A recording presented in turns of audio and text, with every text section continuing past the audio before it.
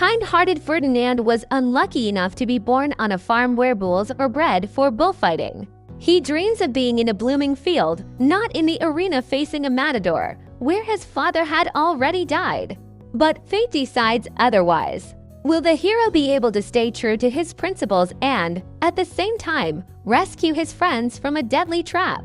On the small Spanish farm of Ciudad Marino, spirited cats romp in the yard, testing the strength of their still weak horns. Only the gentle little Ferdinand keeps to himself, preferring to tend beautiful plants and breathe in the scent of flower pollen. Suddenly, the calves interrupt their games to greet the arriving truck, bringing the matador who comes to choose bulls. On this farm, every bull dreams of being chosen and sent to the arena.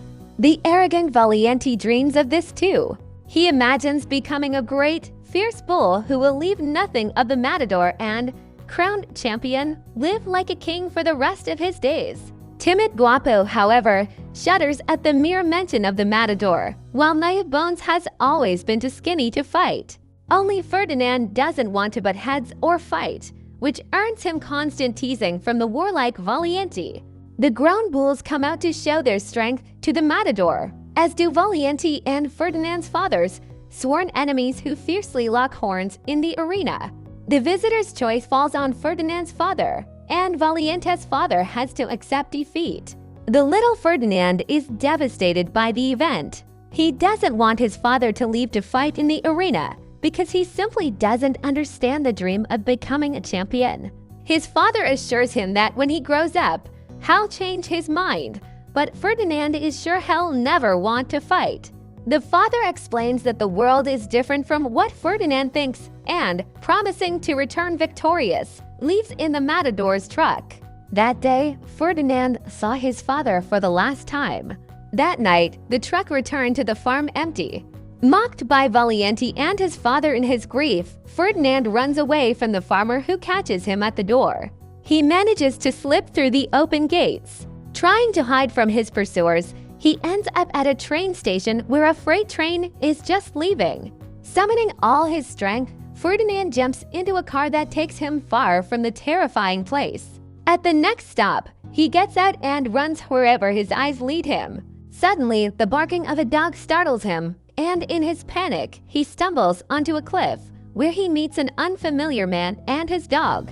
On a sunny morning, Ferdinand wakes up in an unfamiliar building, and in the doorway appears a fragile girl named Nina with a daisy in her hair, who promises to take care of him. Nina takes him outside and tells him that this is now his home. She releases him into an endless field covered with bright flowers. Thus, Ferdinand finds himself in the place of his dreams, where he doesn't have to butt heads or fight, but can enjoy the beauty of the world and nature. Surrounded by love and care, Ferdinand grows up in his new family, becoming a large, strong bull while still remaining kind and deeply loving toward his mistress. He lives in peace and harmony with all the animals on the farm, including the dog Paco, whom he calls brother. One sunny morning, Ferdinand tries to cheer up the gloomy Paco, but Paco says, "Have you ever seen me happy? Listen, I have bad news." Carefree Ferdinand forbids his friend to bring bad news on the most awaited day of the year, the day of the flower festival. Ignoring the dog's anxiety, the bull happily waters the flowers before heading to the festival in the city, where Nina and her father are already preparing to go. But the man suddenly tells his daughter that her friend can no longer go to the city, as he has grown into a huge bull and doesn't look as friendly as he truly is. To cheer her up, he takes Paco instead, and they leave for the festival. Left alone, Ferdinand is overcome with longing and the desire to be in the city among the flowers. He looks for a sign from above that will allow him to go to the festival. If this orange doesn't fall before I count to 3, I'll go. One ignoring failed attempts, he finally gives in to his desire and heads to the city. In the crowded, flower-filled square, Ferdinand finds Nina and her father, but in trying to reach his beloved mistress, he gets tangled in laundry and awkwardly lands right on a bee sting. His appearance terrifies Nina and the townspeople, who see not a scared, harmless bull, but a huge, enraged monster. Stung and in pain, Ferdinand runs, destroying everything in his path. The police rush in to protect the people from danger. This time, Ferdinand can't escape. They tie him up and load him into a truck before Nina can stop them from taking her friend away. After a long journey, Ferdinand sees a familiar figure through the truck's window, the bulls on the farm, and realizes with horror that he has been brought back to Sior Marino. Because Ferdinand causes a ruckus trying to escape from the truck, they put in a calming goat named Lupe, who is initially frightened by him. But to her surprise, the huge bull asks for her help, which excites her greatly.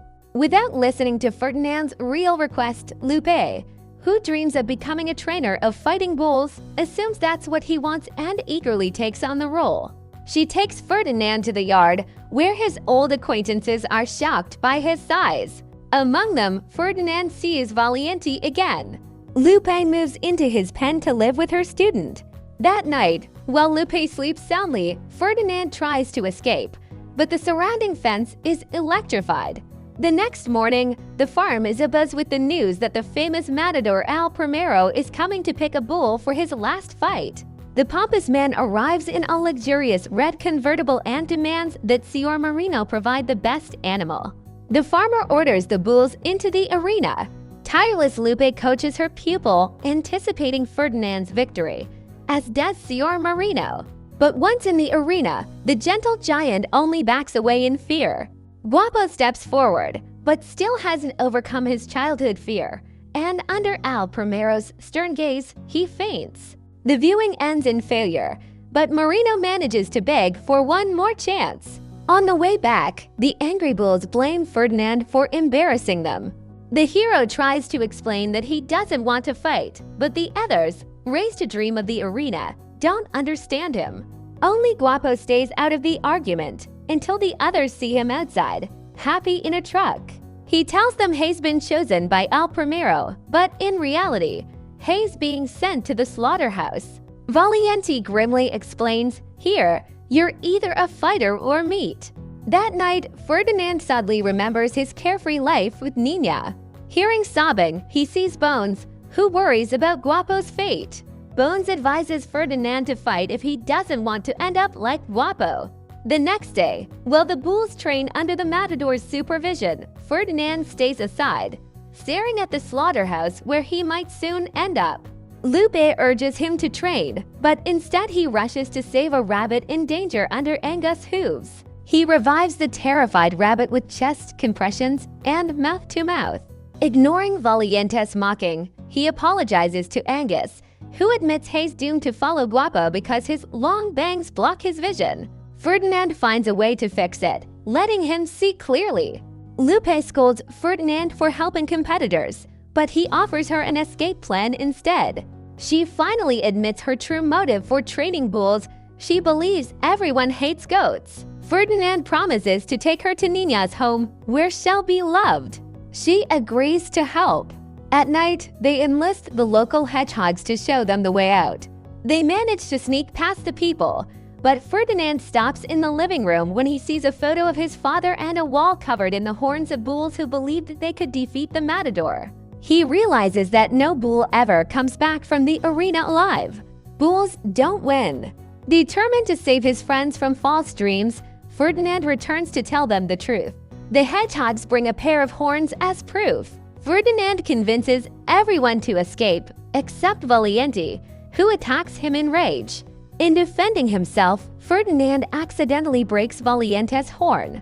This scene happens in front of El Primero, who chooses Ferdinand for his final fight. Valiente is sent to the slaughterhouse. Ferdinand refuses to leave without Guapo and Valiente, so he goes to the slaughterhouse to rescue them. They narrowly avoid deadly presses and knives, escape, and steal Al Primero's truck to get away. They grab the frightened rabbit too. Marino and Al Primero chase them, but fail to stop them on the highway. The chase continues into the city, ending at the train station. Ferdinand urges his friends to jump onto a departing freight train, but he can't make it himself and is captured with Lupe. The chase is broadcast on the news, and Paco and his owner see it, calling Nina to save their friend. Soon, Ferdinand is forced into the arena.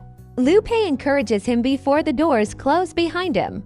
Amid thunderous applause, El Primero appears, and Ferdinand is driven toward him. At first, the bull only backs away, but the matador's assistants provoke him with pain. Ferdinand manages to catch the matador's cape on his horns, turning the show into a comedy where bull and matador swap roles. He even throws the matador from the arena. Enraged, El Primero returns to strike, but Ferdinand sees a flower on the ground and refuses to fight. He stands still under the matador's poised sword. At the last moment, the crowd chants for mercy, "Let him live," forcing El Primero to yield. Nina runs to Ferdinand, followed by his friends. Later, the whole herd moves to Nina's farm, where Paco greets them. Lupe experiences a loving hug for the first time. Is this love? The title of the film, as always, you'll find in the video description and in the comments. Write whether you believe that good can defeat evil in any situation. Don't forget to like this video and subscribe to the channel so you don't miss the next awesome retelling.